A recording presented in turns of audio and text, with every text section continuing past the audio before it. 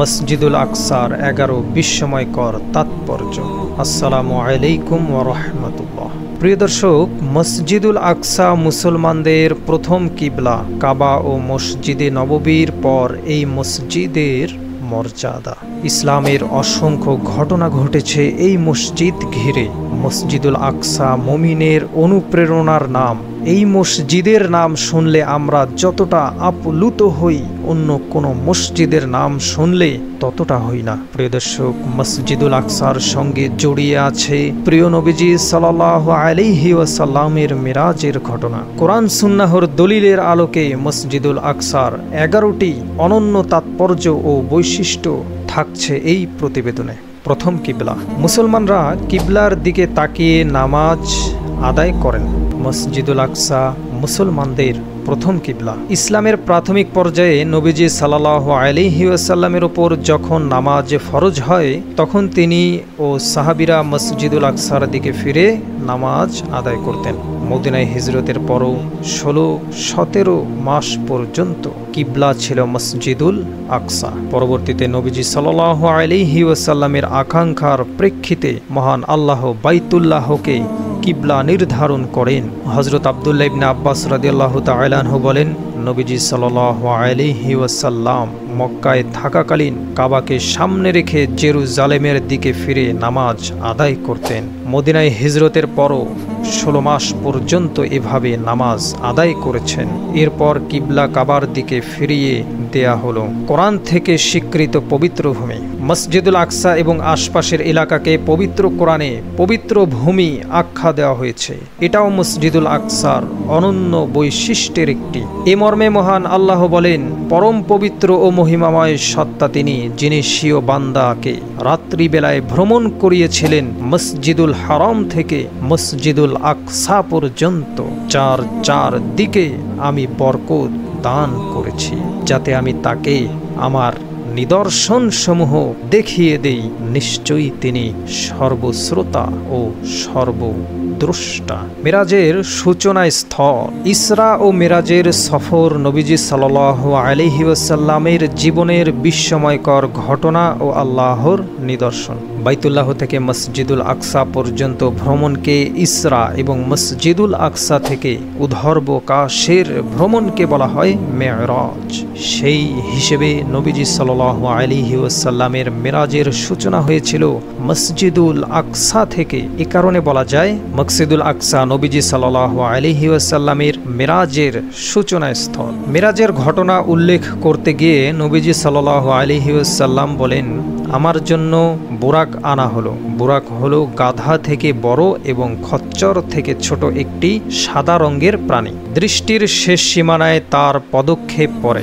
নবীজি সাল্লাল্লাহু আলাইহি ওয়াসাল্লাম বলেন, আমি এতে আরোহণ করলাম এবং বাইতুল মাকদিসে মসজিদুল আকসা পৌঁছলাম। অতঃপর নবীরা তাদের বাহনগুলো যে খুঁটির সাথে বাঁধতেন, আমি সে খুঁটির সাথে আমার বাহনটি বাঁধলাম। তারপর মসজিদে প্রবেশ করলাম এবং 2 রাকাত নামাজ আদায় করে বের হলাম। নবী রাসূলদের স্মৃতির চারক। মহান আল্লাহ মসজিদুল আকসা ও তার আশেপাশে যত নবী রাসূল পাঠিয়েছেন, অন্য কোনো অঞ্চলে এত বেশি নবী রাসূল পাঠাননি। অনেক নবী রাসূল এমন ছিলেন যারা ভিন্ন অঞ্চলে জন্মগ্রহণ করেছিলেন বা করেছেন। পরবর্তীতে মহান আল্লাহর আদেশে এই মসজিদের জনপদে হিজরত করেছেন। সেই হিসেবে এই অঞ্চলটিকে নবী রাসূলদের স্মৃতির চারক বলা যায়। ইব্রাহিম আলাইহি ওয়াসাল্লাম ও লূত আলাইহি ওয়াসাল্লামের হিজরতের ব্যাপারে মহান আল্লাহ বলেন, এবং আমি তাকে ইব্রাহিম ও লূতকে উদ্ধার করে এমন এক ভূমিতে নিয়ে গেলাম যেখানে আমি পুরো বিশ্ববাসীর জন্য বরকত রেখেছি। সূরা আম্বিয়া। মসজিদুল আকসা পৃথিবীর দ্বিতীয় মসজিদ। আমরা জানি এই পৃথিবীতে নির্মিত প্রথম ঘর বাইতুল্লাহ, যা মক্কায় অবস্থিত। এটা একদিকে যেমন পৃথিবীর প্রথম ঘর, অপরদিকে এটা পৃথিবীর প্রথম মসজিদ। এরপর যে মসজিদটি নির্মিত হয় তা হলো মসজিদুল আকসা। হযরত আবু যর গিফারী রাদিয়াল্লাহু তাআলা আনহু হতে বর্ণিত হাদিসে আছে, আমি বললাম, হে আল্লাহর রাসূল, হে আল্লাহর রাসূল, পৃথিবীতে সর্বপ্রথম কোন মসজিদ তৈরি করা হয়েছে? তিনি বললেন, মসজিদুল হারাম। বললাম, অতঃপর কোনটি? তিনি বললেন, মসজিদুল আকসা। বললাম, উভয় মসজিদের মাঝে কত সময়ের ব্যবধান ছিল? তিনি বললেন 40 বছর। প্রিয় দর্শক, হাদিসটি বুখারীর 3366 নম্বর। মসজিদুল আকসার উদ্দেশ্যে ভ্রমণ ইবাদত। এই পৃথিবীতে 3টি মসজিদ ব্যতীত যত মসজিদ আছে ইসলামের চোখে সবই সমান। সেই 3টি মসজিদ হলো বাইতুল্লাহ, মসজিদে নববী এবং মসজিদুল আকসা। এই 3টি মসজিদের পর পৃথিবীতে আর কোনো মসজিদের একটির উপর অপরটির ফজিলত নেই। এমনকি কোনো মসজিদকে গুরুত্বপূর্ণ ভেবে সওয়াবের নিয়তে ভ্রমণ করাও জায়েজ নেই। তবে উল্লিখিত 3টি মসজিদকে বরকতময় ভেবে সে উদ্দেশ্যে ভ্রমণ করা সওয়াবের কাজ।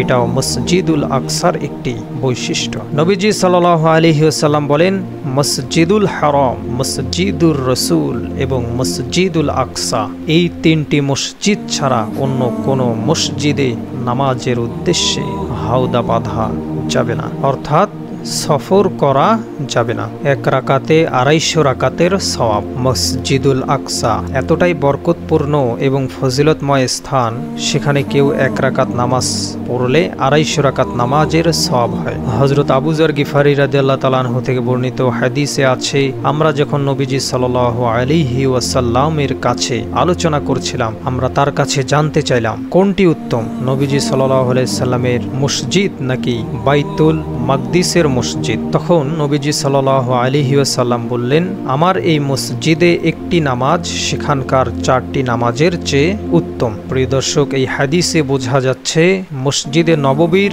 2 রাকাত নামাজ 1000 রাকাতের সমান, আর 1000-এর 1/4 হলো 250, অর্থাৎ মসজিদুল আকসার 2 রাকাত নামাজ 250 রাকাত নামাজের সমতুল্য। সুবহানাল্লাহ। এবার আসুন গুনাহ মাফের স্থান সম্পর্কে। মসজিদুল আকসার একটি বৈশিষ্ট্য হলো এটি গুনাহ মাফের জায়গা। কেউ যদি নামাজ আদায়ের জন্য মসজিদুল আকসায় গমন করে তবে মহান আল্লাহ তার গুনাহ মাফ করে দেন। সুবহানাল্লাহ। মসজিদুল আকসার নির্মাণ কাজ শেষ করার পর সুলাইমান আলাইহি ওয়াসাল্লাম মহান আল্লাহর কাছে দোয়া করেছিলেন, যে ব্যক্তি এই মসজিদে নামাজ আদায়ের জন্য আসবে সে যেন গুনাহ থেকে সেদিনের মতো নিষ্পাপ হয়ে যায় যেদিন তার মা তাকে জন্ম দিয়েছিল। আর নবীজি সাল্লাল্লাহু আলাইহি ওয়াসাল্লাম আশাবাদ ব্যক্ত করেছেন যে মহান আল্লাহ তার নবী সুলাইমান আলাইহি ওয়াসাল্লামের এই দোয়া কবুল করবেন।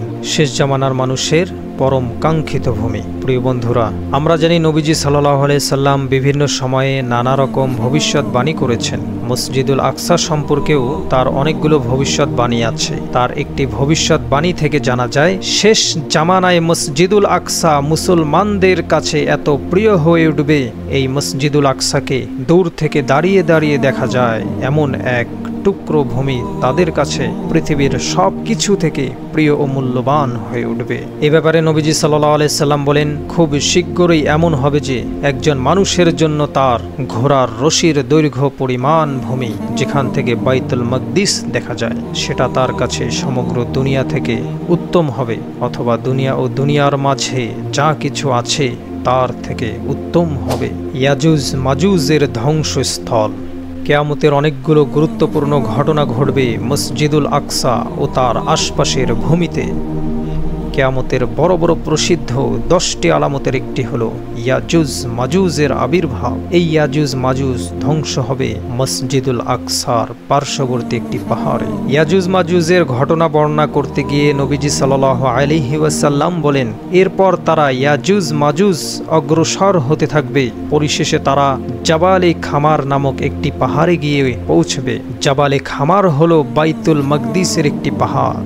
সেখানে পৌঁছে তারা বলবে, আমরা তো পৃথিবীবাসীকে ধ্বংস করে দিয়েছি, এসো আকাশ মণ্ডলীর সত্তাকেও ধ্বংস করে দেই। এই বলে তারা আকাশের দিকে তীর ছুঁড়তে থাকবে। মহান আল্লাহ তাদের তীরগুলোকে রক্তে রঞ্জিত করে তাদের প্রতি ফিরিয়ে দেবেন। হাদিসের শেষাংশে আছে, অতঃপর আল্লাহর নবী ঈসা আলাইহি ওয়াসাল্লাম এবং তার সঙ্গীগণ আল্লাহর কাছে দোয়া করবেন। ফলে মহান আল্লাহ তাদের ঘাড়ে এক প্রকার কীট সৃষ্টি করে দেবেন, যার শিকার হয়ে তারা একসঙ্গে সবাই মারা যাবে দাজ্জাল থেকে মুক্ত। প্রিয় বন্ধুরা, কিয়ামতের আগে দাজ্জাল যখন গোটা পৃথিবী জুড়ে তাণ্ডব চালাবে এবং দুর্বল ঈমানদাররা দলে দলে দাজ্জালের ফিতনায় আপতিত হয়ে সেই কঠিন সময়ও মসজিদুল আকসা থাকবে দাজ্জালের ফিতনা থেকে মুক্ত। এ ব্যাপারে আমার নবী, আপনার নবী, শেষ নবী, প্রাণের নবী হযরত মুহাম্মদ সাল্লাল্লাহু আলাইহি ওয়াসাল্লাম বলেন, দাজ্জাল 4টি মসজিদে প্রবেশ করতে পারবে না। এর মধ্যে 1 নম্বরে মসজিদুল হারাম, এই মসজিদে দাজ্জাল প্রবেশ করতে পারবে না। মসজিদুন নববী, এই মসজিদেও দাজ্জাল প্রবেশ করতে পারবে না। মসজিদুত তুর এবং মসজিদুল আকসা, এই 4টি মসজিদে দাজ্জাল প্রবেশ করতে পারবে না। প্রিয় বন্ধুরা, মসজিদুল আকসার 11 এই বিস্ময়কর তাৎপর্য যদি আপনাদের কাছে ভালো লেগে থাকে তাহলে একটি লাইক দিয়ে চ্যানেলটি সাবস্ক্রাইব করে না থাকলে সাবস্ক্রাইব করে পাশে থাকুন। ধন্যবাদ।